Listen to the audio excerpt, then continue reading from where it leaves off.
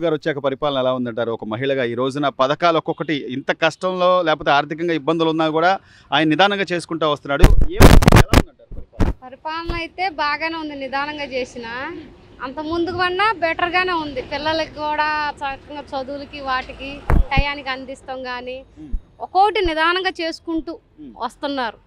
పోయిన దాని మీద కంటే పరిపాలన చాలా బాగుంది. కానీ అసలు ఏమీ లేదు. నేను ఇప్పుడు 10 ఆల్రెడీ అయిపోయింది, సంవత్సరం అయిపోయిందిగా, ఇంక 3 ఏళ్ళ తర్వాత నేను వస్తాను, సినిమా చూపిస్తాను, బట్టలు తీసి నిలబెడతాను. అసలు మరి జగన్మోహన్ రెడ్డి గారు అట్లా మాట్లాడుతుంటే ఎలా అనిపిస్తుందమ్మా?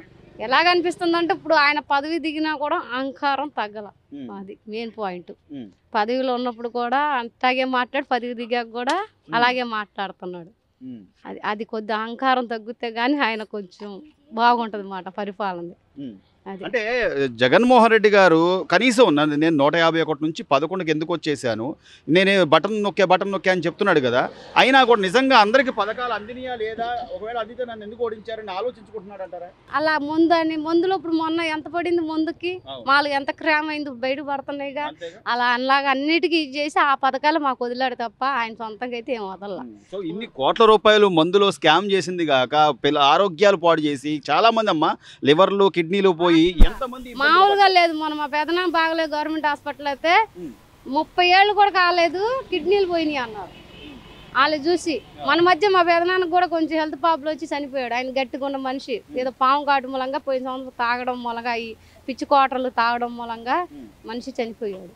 అది ఆ మందులో జరిగింది కూడా స్క్రామ్ మూలంగానే. మంచి ప్యానాలు కూడా చాలా దెబ్బతీసింది చాలా మంది. ఏ హాస్పిటల్కి వెళ్ళినా కూడా కిడ్నీలు ఫెయిల్ అయిపోయినాయి. ఏంటంటే మీరు జగన్ అప్పుడు తాగిన మందు దెబ్బతింది. ఇప్పుడు ఎవరు బాధపడుతున్నారు? ఆయన బాగానే ఉన్నాడు. పిల్లలతో మనం కదా బాధపడేది.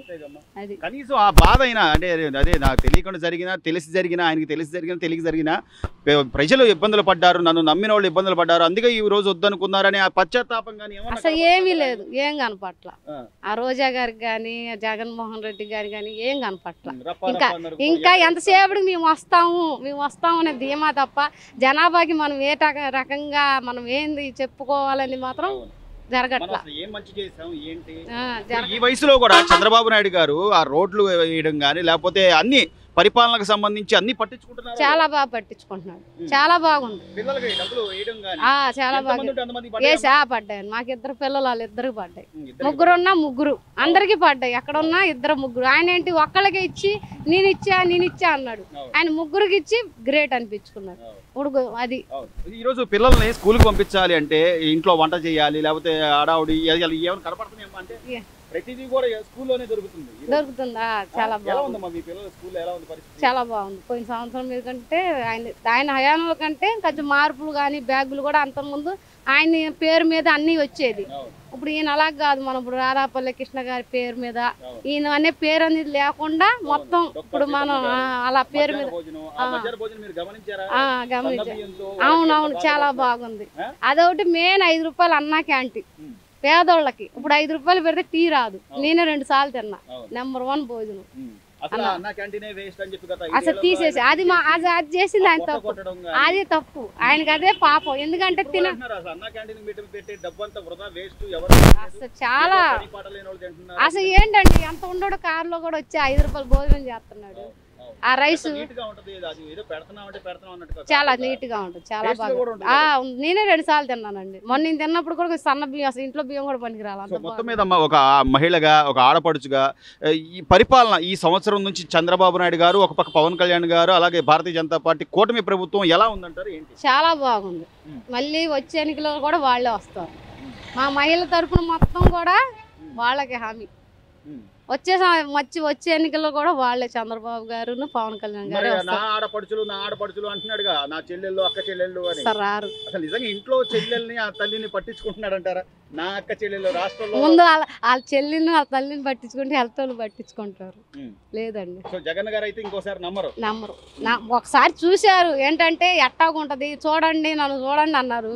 చూసాం, నచ్చలా, దింపేసాం, మళ్ళీ తెచ్చుకున్నాం. ఇప్పుడు అన్ని తెలుసుకుంటున్నారు.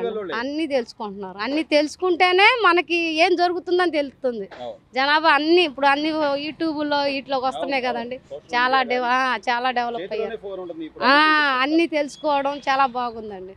కానీ వీళ్ళు ఇప్పుడు పరిపాలన బాగుంది అంటే ఒక్కోటి నిదానంగా చేసుకుంటూ వస్తున్నారు. చివరిగా చివరి ప్రశ్న అంటే చంద్రబాబు నాయుడు గారిని చూశారు, ఆయన గతంలో ఏం చేశాడు, లేకపోతే హైదరాబాద్ ఎంత డెవలప్ అయిందని అది కనబడుతుంది. ఆయన కొడుగ్గా ఈ రోజున లోకేష్ గారు విద్యాశాఖ మంత్రిగా కానివ్వండి, ఐటీ శాఖ మంత్రిగా కానివ్వండి, ఆయన పనితీరు ఎలా అనిపిస్తుందమ్మా? చాలా బాగుందండి, చాలా బాగుంది. పిల్లల్ని స్కూల్లో పిల్లలకి, కాలేజీ పిల్లలకి ఇవన్నీ చాలా బాగుంది మార్పులు లోకేష్ బాబు గారు తీసుకుంది. వాళ్ళ నాన్నగారు అనుకుంటే నాన్నగారికి తగ్గట్టు కొడుకులాగా చాలా బాగుంది. నెక్స్ట్ తర్వాత వాళ్ళ నాన్నగారు వయసు అయినా కూడా కొడుకును కూడా వదలరు, ఉంటారు ఇంకొక 10-20 ఏళ్ళైనా గ్యారెంటీ. తర్వాత సంగతి తర్వాత కానీ చాలా బాగుంది. కావాల్సిన ఈ పథకాలు అవి బాగానే వస్తున్నాయి కదా అందరికి, పేదవాళ్ళకి. ముందు అసలు అనుకూలంగా నేనైతే రేషన్ అక్కడికి వెళ్ళి తెచ్చుకోవడమే ఉత్తమం అనిపిస్తుంది.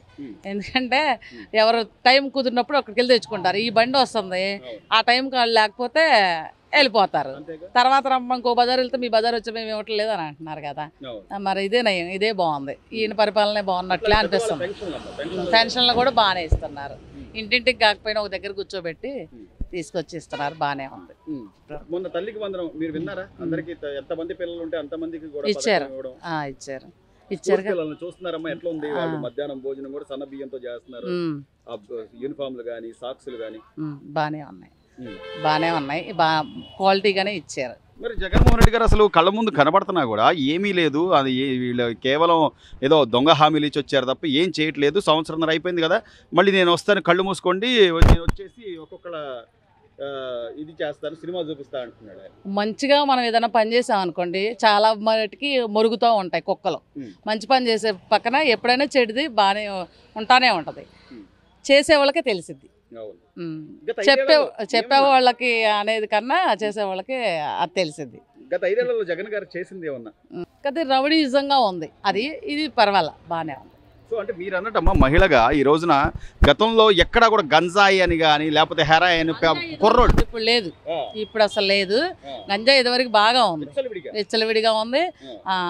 అసలు పిల్లలు వెళ్ళాలంటే కొంచెం భయంకరంగా ఉంది, ఇప్పుడు పర్వాలా బాగానే ఉంది. అరికట్టేది అసలు కనపడాల, బాగానే ఉంది. పోలీసు వాళ్ళు కూడా తిరుగుతున్నారు మా ఊర్లో, ఇదివరకు అయితే తిరగలేదు కానీ ఇప్పుడు తిరుగుతున్నారు. చివరిగా ఈ వయసులో కూడా చంద్రబాబు నాయుడు గారు చెప్పినట్టుగా పరిశ్రమల కోసం పాపం ఆయన ఊర్లు తిరుగుతున్నాడు, లేకపోతే పోలవరం అని, అమరావతి అని, ఆయన ఇంత చేస్తున్నా కూడా ఆయన వయసుని అవమానిస్తా ఇంకేముంది ఇంకో 2-3 ఏళ్ళు అది ఇదని మాట్లాడుతున్నాడు జగన్మోహన్ రెడ్డి గారు. ఆయన మాట్లాడే విధానాన్ని ఎలా చూడాలి? ఇప్పుడు అలా చేయబట్టే జైల్లో పంపించారు. ఆయన నోరు కాపాడుకోకపోతే ఆయన కూడా వెళ్ళగలుగుతారు. నోరు అదుపులో పెట్టుకోవాలి, ముందు మెయిన్ అదుపులో పెట్టుకోవాలి. అదుపులో పెట్టుకుంటే నీకు నేను గౌరవిస్తే నువ్వు నాకు గౌరవిస్తావు, నేను నీకు గౌరవం ఇవ్వకపోతే నేను నీకు గౌరవం ఇవ్వను. అదే ఇప్పుడు జరిగే పద్ధతి. అవన్నీ పిచ్చి డైలాగులు నోటికి ఏది వస్తే అది మంచిగా మాట్లాడుకుంటే నీకు మంచిగా వస్తుంది. నువ్వు గౌరవం ఇవ్వనప్పుడు నేను ఎలా ఇస్తాను? బానే ఉంది. Please subscribe to Leo news for more videos.